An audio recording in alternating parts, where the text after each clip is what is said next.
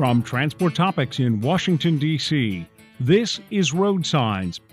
Here is your host, Seth Clevenger. Thank you for listening to RoadSigns, the podcast series from Transport Topics that explores the trends and technologies that are shaping the future of trucking. In this episode, we're going to explore the industry's move toward greater visibility in the supply chain. The ability to accurately track shipments, trucks, and key metrics such as estimated arrival times is becoming an expectation in our industry. This trend has been building for years, but it's really coming into focus right now in light of the Cov-19 pandemic and the supply chain disruptions caused by this public health crisis. So how can more freight visibility help shippers, carriers, and logistics providers better react to events like this that dramatically alter freight patterns? We'll set out to answer that question in this episode. It goes without saying that the COVID-19 outbreak has posed enormous challenges for logistics planning and inventory management. We've seen demand spike for certain consumer goods, driven in part by panic buying, while many other freight categories have dropped off dramatically as people have been social distancing to slow the spread of the virus.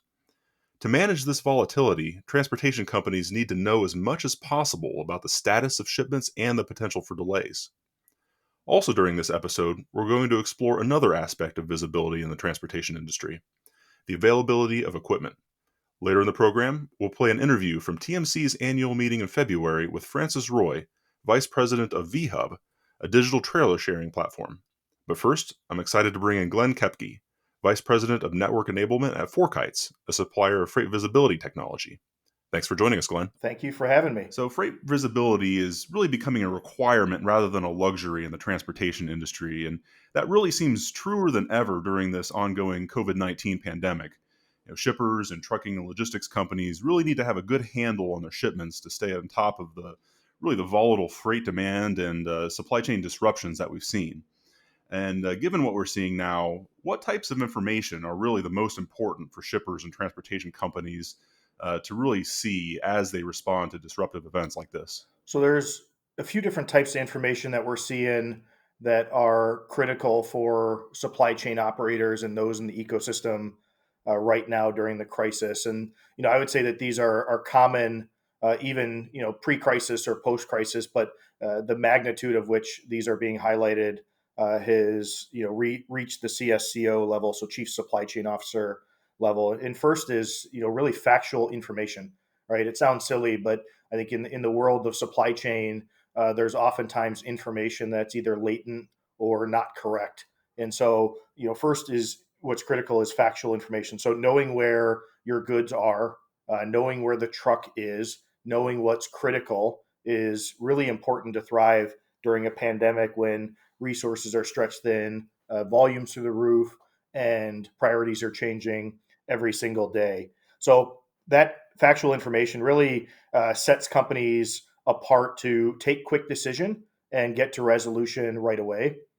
Second is timely information, right? So that's one thing if you know the true fact, but it's another if it takes you a day to get there or 5 hours to get there. So having timely information is really critical. So with platforms like FourKites, what we're able to provide is real-time information in the moment where ultimately the supplier, the receiver, and the transport company have a common truth to be able to act on from there. And then third, I would say, is transparent information, right? So there are many platforms that are out there where the information is used for a singular party. And what we see is transparent information allows multiple parties to operate on a single transaction. And that will get speed to value and speed to decision making very quickly. So when you look at the pandemic where order volumes have spiked, knowing which POs are critical for that retailer and what the supplier capacity is to ship that and the carrier's availability to deliver on time is really important. And that way, those goods can be tracked all the way from origin to destination and ultimately to the shelf so the consumer can get the product that they need. One of the things that we've seen from companies in our customer base compared to the market is the those that have implemented visibility software are clearly leaders in decision making and responding to this crisis. And those that have not implemented visibility software have definitely struggled to get resources to operate effectively, right? The legacy ways of phone calls, emails, spreadsheets is a serious crunch on the business when you're in a crisis. Certainly, and this is all key information during an event like this when it is most certainly not business as usual. But maybe Glenn, you can take us through some of the common supply chain challenges that your customers have been experiencing at this time.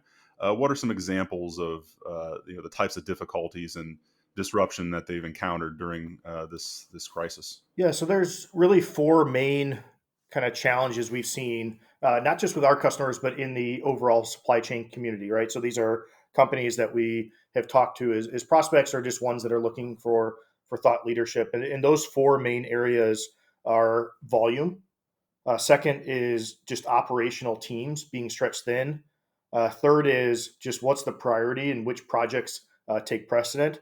And then lastly is just managing through disruptions and delays. So I'll give a little bit more color commentary on each of those four. So from a volume perspective, it is clearly reliant on what industry you're in, right? So those that have been in food and bev, in consumer products, in fast moving consumer goods and retail have really thrived during this crisis. If you're in industrial manufacturing or you're a OEM type auto manufacturer, those industries have really been impacted significantly, which is quite unfortunate, right?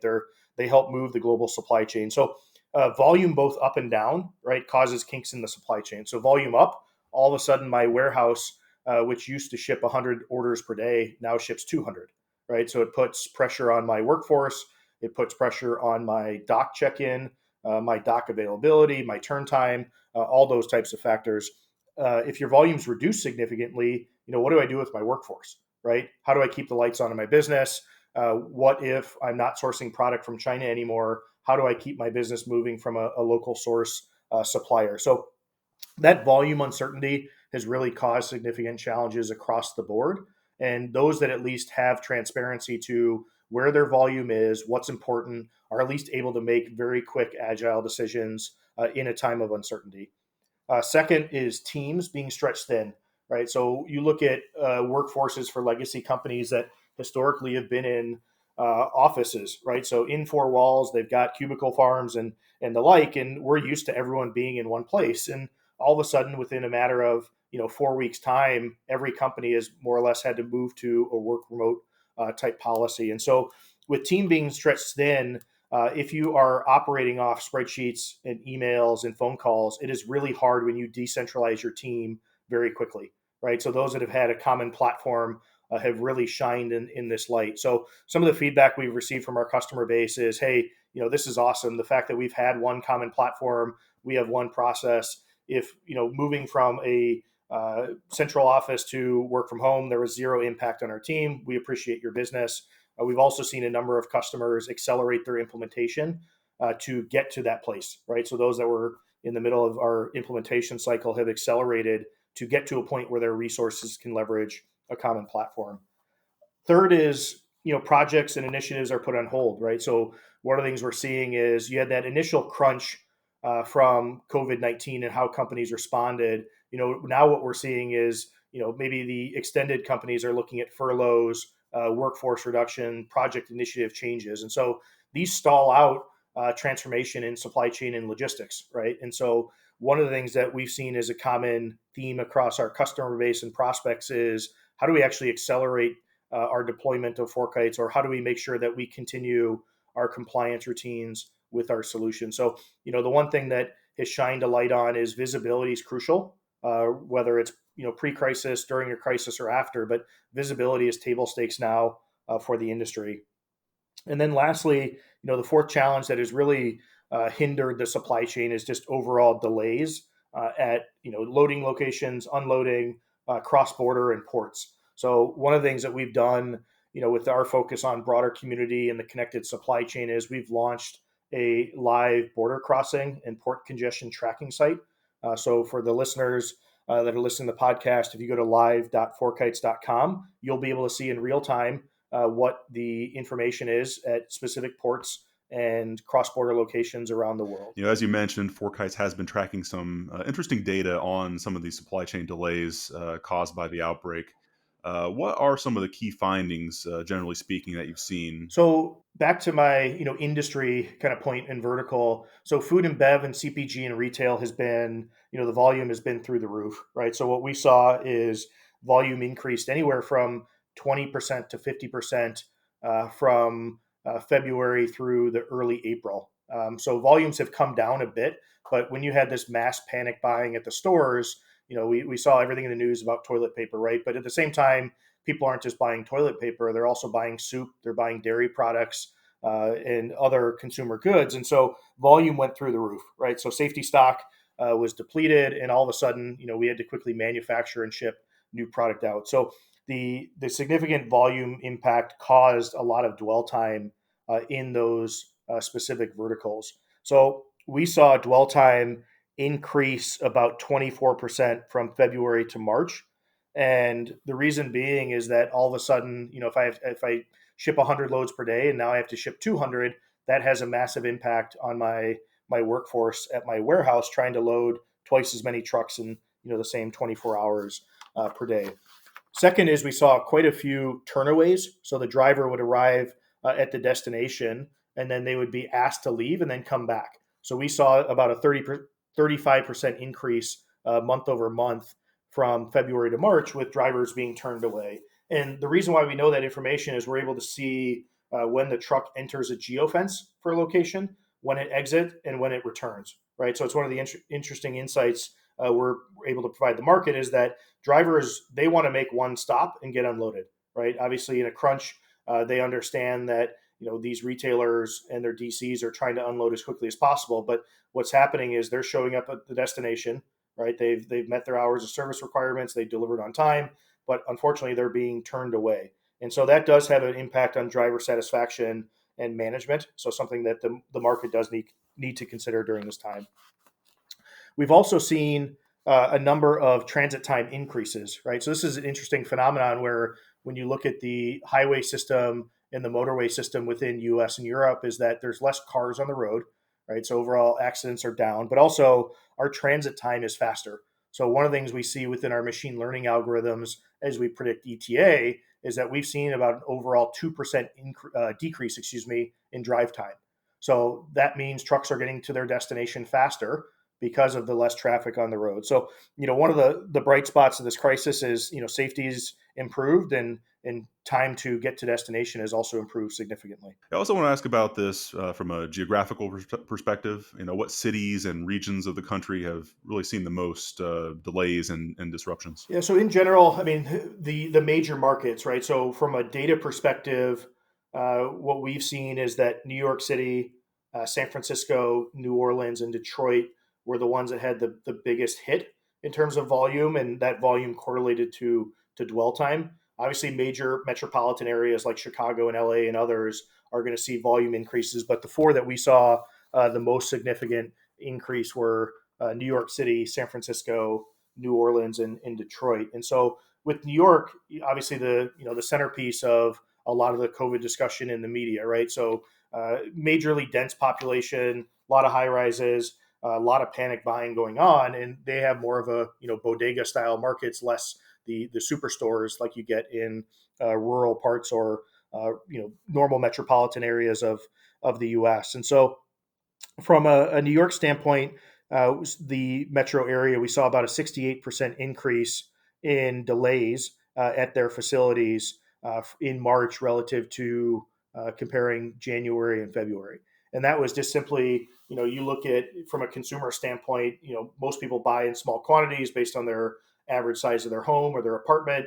And all of a sudden, we don't know how far we're going to be on lockdown, and panic buying ensues. And so the average consumer may buy a small amount of items, but in reality, during this crisis, they're buying a lot.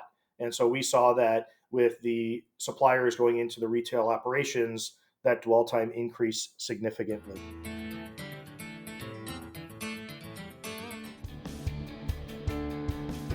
Scaling back your business was hard. Getting back may be harder. Penske can help get your business up to speed with confidence. While some supply chains have ground to a halt and others have struggled with heavy demands on speed and volume, Penske was working monitoring every mile driven, every wrench turned, and every shipment delivered, giving them unique insight into the most challenging demands. See how Penske's practical innovation, custom logistics, leasing and rental fleets, and frontline experience can help at gopenske.com.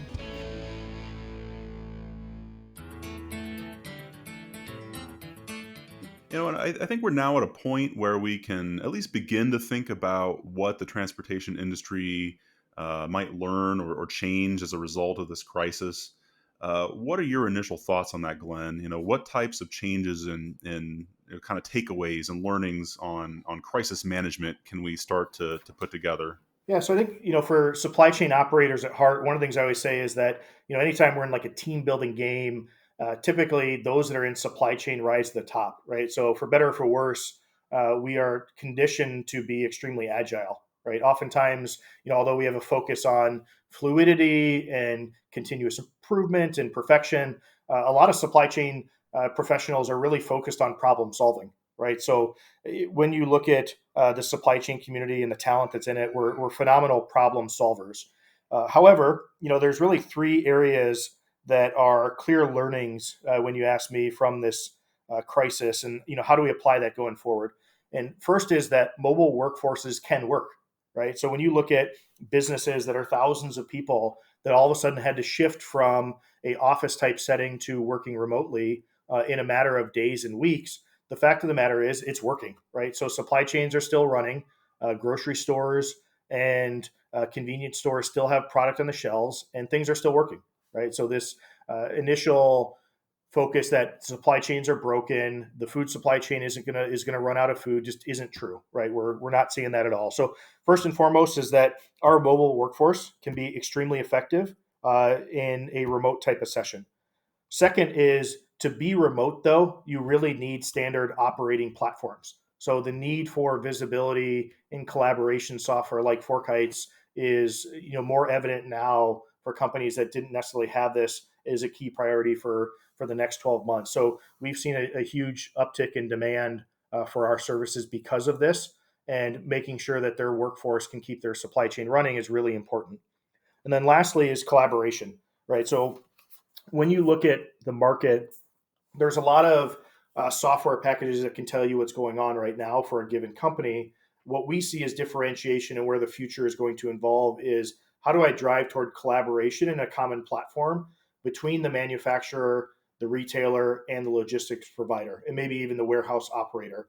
And so, coming out of that, companies that were on the fence before about how much do I divulge to my customer are now realizing that if I can give visibility to my customer of where my truck is in real time, it actually will reduce the amount of calls my customer is asking where my truck is, right? And it really sets both companies up to be focused on growth, not on tactical operational issues like where's my truck, why is it late, when it will be at my location. So, all in all, I think we will learn from this as a community. We will definitely apply learnings, and those are the three areas I see us taking the market taking a focus coming out of this. Okay. And do you see any changes in inventory management in the future? I mean, of course, there's been this broad move toward, kind of lean, just in time inventory management. And at least for certain product categories, as a result of this, I wonder if we're going to start to approach that differently. What are your initial thoughts on changes on that front? I think it'll be counter to what we've always focused on, where we've always talked about lean inventory or balanced inventory, maybe is a better way to put it. Just in time, right, which is big in automotive and tier one suppliers. I do think we're going to see a course correction a bit, where if all of a sudden 20 days of supply on hand for product X was considered okay, we may actually see targets increase, right? So if it's a critical product, like we see with mass or PPP, we may need to increase the amount of supply we have on hand, or we work with government agencies to make sure that they have supply. So I think this has been a corrective learning that we've tried to be focused on lean so much that in cases actually where you had excess inventory, those companies actually thrived pretty well during this crisis. So I think the short answer is it will force companies to take a serious look at their inventory and rationalize SKU to SKU, and not just make a blanket overall statement that we need to increase days of supply by X percent, right? We need to look at category by category and make sure that we're still running our business. right? The cost of inventory is significant for any company. And so you can't make those trade-offs lightly without understanding the revenue and business equation. And I also want to ask you, Glenn, about the future of freight visibility and shipment tracking. We've been talking about this, but where's it going? Are there gaps in visibility that still exist? Are we going to head toward, I guess, more, deeper analytics, more detail? What do you see as the future of this aspect of transportation technology? Yeah, so there are gaps today, right? So there's no one single provider that has all providers connected in the global marketplace. So one of the shifts we see is a lot of companies advertising networking platforms, collaborative platforms. I think the reality is that no one player will have every party connected in the ecosystem, right? So for companies that are looking to buy software, making sure you understand what your challenge at hand is, what issues are you trying to address, and then what's your long-term strategy. And then as you vet out providers, make sure that you have your long-term plans taken into account. I think from a where does the market go, what's next, I really believe end-to-end visibility is most important. So if you have a freight spend of, let's say, $50 million, but half of your freight is controlled by your suppliers, there's still half your business that you may not have visibility to. And getting one single source of the truth for all of the freight that's coming in from your suppliers, all of the freight that's intercompany into your network, and then all of the freight that's going out to your customers, regardless of mode or region, is really important. So when you talk about that holy grail in supply chain, it's that end-to-end visibility. Now, where companies fall in the maturity curve and where the focus is, it does vary. But if you can give true visibility end to end, it would be a game changer for companies in the business. And so when you look at FourKites, our focus is really around that connected supply chain, making sure that we're augmenting execution systems with real-time information. So we recently made an acquisition in the yard management space, and we really believe that that dynamic yard and our ability to connect the inventory that's at rest at a location with what's in motion will really set apart companies to connect it to their production planning data. And that ultimately will allow for more cost effective and higher ROI within the supply chain category, and not just focused on logistics, right? So when you look at a logistics visibility solution like FourKites, the value isn't just where's my truck, it's how do I make more effective planning decisions within my inventory, both raw material and finished good. How do I cut transit days out of my lead time, right? So if I can cut one day out, what's that overall value to me and to my customer by improving that focus? And then lastly is collaboration, right? So how do I ensure that there's collaboration in one platform versus multiple? And how do I get rid of email and phone calls as best as possible by giving one source of the truth? And then before I let you go, Glenn, I do want to ask a question that I always like to end on. Uh, I'd like to just ask you to look ahead 10 years. How do you think the transportation industry will be different from where we are today? So I would say first is driver safety is going to continue to improve, and passenger safety. When you look at trucks, right, it's an 80,000 pound rocket going down the highway, and driver safety and passenger safety is really critical to sustain and improve. And so the continued automation in vehicles for drivers will continue to advance over the next 10 years. I do think in terms of autonomous vehicles, that will continue to be an option, but it's going to take time for the market to evolve to be able to get to fully autonomous. But in lieu of that, we are seeing improved safety for drivers and passengers on the road. I do think we're going to see a significant uptick in IoT devices, right? So there are a lot of IoT device players that are out there. As the cost per unit decreases, it allows for true real-time pings anywhere in the world, right? So if it's at a pallet level, at a rack level, inside your warehouse, inside the truck, these IoT devices in this connected supply chain will really become prevalent. I think from a consumer standpoint, one of the big question marks coming out of this crisis, and in talking to a number of associations in the retail segment, is what happens with foot traffic, right? So if all of a sudden, if there's a massive shift in consumer behavior from walking into a grocery store or walking into a super center to now online or curbside pickup, what happens? And so I do think what we'll see out of this, at least for the next few years, is likely a mode shift, right? We talk a lot about in the U.S. truckload space is a driver shortage. What we may see is that the truckload volume decreases and actually shifts into more LTL type distribution, right? And so one of the things that's out there we may see in the next 10 years is what happens to the overall modal mix of volume in the United States and Europe as well, based on consumer behaviors. So those are some factors that we'll, I think, continue to see over the next 10 years. We are going to see, I think, a dip in technology investment, right? So if you look at a lot of the analysts now, whether we're going to be in a recession or depression, it's hard to say. And how companies invest in future products is likely going to change for the next couple of years, right? And so we need to make sure that when you look at supply chain operators, that you do have very targeted proof points and solution providers that can bring long-term value, not ones that are just here to market something and quickly walk away. So it'll help providers that have stable customer bases and proven technology. I think from a quick startup case where people may have over marketed, we'll likely see a lot of those players dissolve here in the next 12 months or so as they run out of cash. Well, certainly a lot to watch and a lot to think about as we look ahead to the industry's future. And I do think that's a good place to leave it. But thanks again, Glenn, for coming on and sharing your insights. We really appreciate you taking the time. Thank you, and stay safe, and wish everyone the best.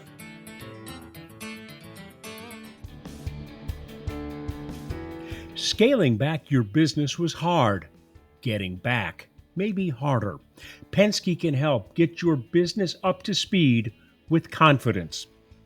While some supply chains have ground to a halt and others have struggled with heavy demands on speed and volume, Penske was working, monitoring every mile driven, every wrench turned, and every shipment delivered, giving them unique insight into the most challenging demands. See how Penske's practical innovation, custom logistics, leasing and rental fleets, and frontline experience can help at gopenske.com.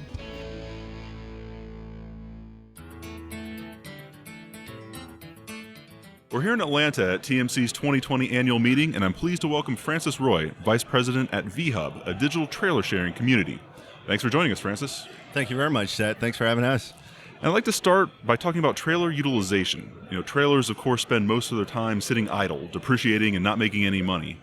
It's just kind of the natural course of how trailers are used in our industry, that they spend more time parked than on the road.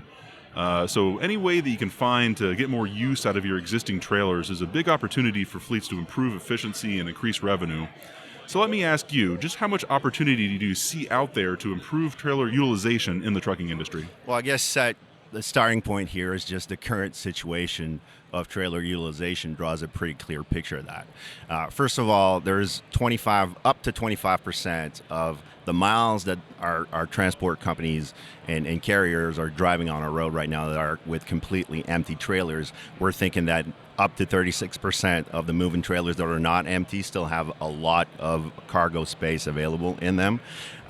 So that's number one. Number two, there's a ratio of 3-to-1 for power unit trailers to power unit, right? So there's one moving and two that are just sitting around.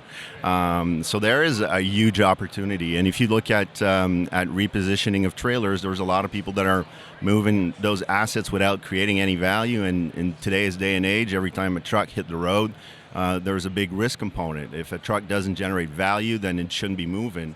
And this is what we want to help the industry address or deal better with, be better at dealing with. And VHub does have a very interesting solution to this problem. So you've introduced this collaborative trailer sharing marketplace where trucking companies can offer their trailers for short-term rental when they aren't using them. But of course, you can explain how it works better than me. So just tell us how VHub works and what it is. So VHub is a very simple and easy solution that makes trailer sharing among the transportation community safe and easy. So owner would go on our website, create an account, load their trailers, and whenever they need to have one of their unit repositioned, they just create that repositioning for the trailer on VHub, and then the rest of the community has visibility to that. So it's just as simple as that. On the mobile app standpoint, because it's our experience is twofold: a web application, and also a mobile application. And on the mobile application side of things, then the drivers are guided through a thorough inspection when they're activating the units, when they're picking up the units, and they're also going through a thorough inspection when they're bringing the trailers back. And the most important component of the how it works in the community is that everybody rates each other. So what we wanted to avoid, Seth, is if I abuse your equipment, we didn't want Francis to abuse other people's equipment, right? So as I'm using your trailer, when I bring it back, you're going to give me a rating, and that rating is going to be visible for everybody in the community. So next time I'm stuck in LA and I need a one-way trailer, if I have a bad rating, well, it might get a little more complicated for me to find a trailer. So this is big lines of high level how it works. And, Francis, tell us a little bit more about, the benefits for both the trailer owner and the renter. How is this better than just going out there and simply renting a trailer from an equipment renting provider? Why is this better? Well, it's all at the experience level, right? When you're booking a room today in the city because you're traveling, you're going to a booking site and you see all of your options. So when you think about how you go about renting a piece of equipment in the trucking industry these days, it's mind-boggling that there's no hub, there's no one place where you can see every availabilities and choose the best one for you.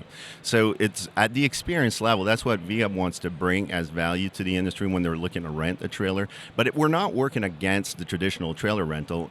We're trying to be that hub of information. So we want them to be a part of the community. We're really speaking to trailer rental, private fleet, for-hire carriers, and even trailer OEMs. We just want to build that big collaborative space. So the experience is a little better or easier, and that's the big difference. But in any mean do we want to be a competitor of the rental companies. We want to be a part. We want them to be a part of our community. Is visibility and just finding the best options that are available given all the trailers that are sitting around and can be put to better use. Oh, absolutely. I mean, there's no way for somebody looking for a rental trailer today to see that there is one across the street available, and that's just not acceptable. If we want to create that level of utilization and maximize our operations, the transportation industry should have visibility to that. Sure. And now you announced here at TMC that VHub is entering the U.S. trucking market, but you've been active in Canada and the Montreal area since April of 2019. So just tell us about your experience thus far in Canada and what you expect to see as you bring the service into the U.S. Well, like you said, we launched VHub on April 11 at the Montreal Expo Cam show last spring. So we're not yet 1 year old, if you want to. Right. But that being said, so far we've got about 100 users, 100 companies registered on VHub. We have 4,000 trailers that have been loaded up by trailer owners. And we've managed just a little over 20,000 rental days so far. We're very, very happy as a startup to see the momentum we're building up in Canada, and we just thought that it's a no-brainer to cross the border and come and see you guys. Plus, it's given us an opportunity to run away from the snow for a little while. So, well, that's always a good thing. Have you gotten any early interest from U.S. transportation companies at this show thus far? Yeah, it's been a very good show for VHub. A very good first day in our live in the USA. We're pleased to announce that CNS Wholesale Grocers, one of the country's largest wholesale distribution company, just agreed to work with us on a pilot program up in New England. So we're gaining a lot of traction. We're getting a lot of visibility, a lot of good questions, but also the cool thing is it's really happening, and that's what we're so excited about. Okay, great. Now, I also want to talk to you about the origin for this idea. Now, VHub is a business unit of Finlock 2000. This is an equipment leasing or equipment financing company, I should say. Why did you see the need for trailer sharing and repositioning and some sort of community or platform to pull that together? How did it all come about? Well, as an asset-based lender at Finlock, we're getting two types of phone calls in our daily operation. So the first one is a customer calling us because they want more money to buy more trailers, and then the following phone call is a customer calling us for a break because business is not so good anymore, and they want to skip a payment. So then we're like front row seating to witness all of that happening, and then we were like, okay, these people need to find a way to communicate to each other and work together. And that's how the idea came about, to put a platform that would enable that collaboration for the trucking business. Now, the other thing that we have to say, it's Finlog being an asset-based lender. Like I said, we're big on analyzing risk and because we're lending money, right? So we're also bringing that experience or our experience into the VHub experience, because every account, when you're opening up an account, our risk team will review and approve the account the same way we would review on a loan or a lease. So not only do we have the technology that makes the collaboration work, but we're also bringing expertise that makes it safe for the people on the platform. Sure. And then you alluded to kind of the need for, trailer owners to do a good job of maintaining the trailers, and of course renters need to run the trailers without damaging them.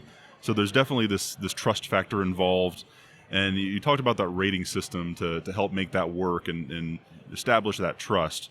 Tell us just a little bit more about how that works on both sides of the equation. Well, it's very simple. When a driver picks up a unit and activates a unit on VHub, the driver is asked or prompted to give a rating to the state in which he found the unit.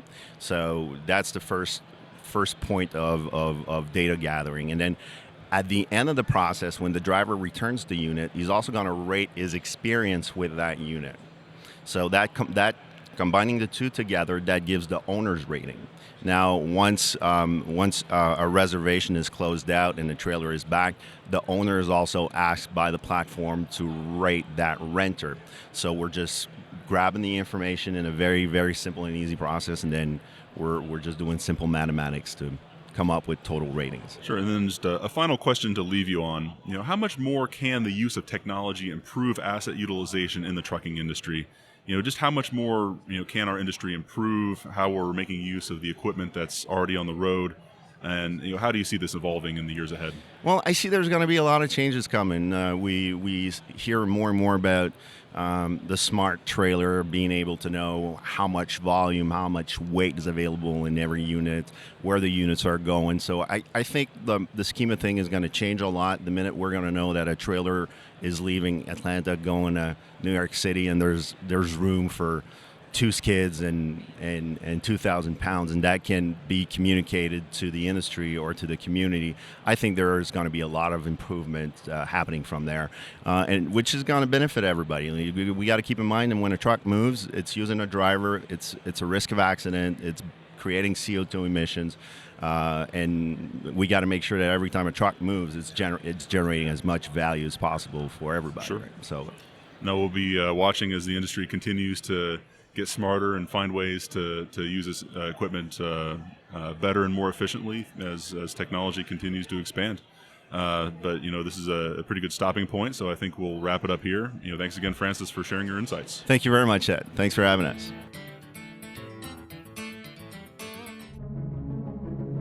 In times like these, it's crucial to stay informed. Transport Topics is offering all the information you need to make business decisions in these unprecedented times. And in the wake of the many event cancellations and group gatherings, TT ensures a virtual way to consume business content and conversation. To join the conversation and stay ahead of the news, follow Transport Topics on all social outlets or by visiting ttn.ws/stay informed.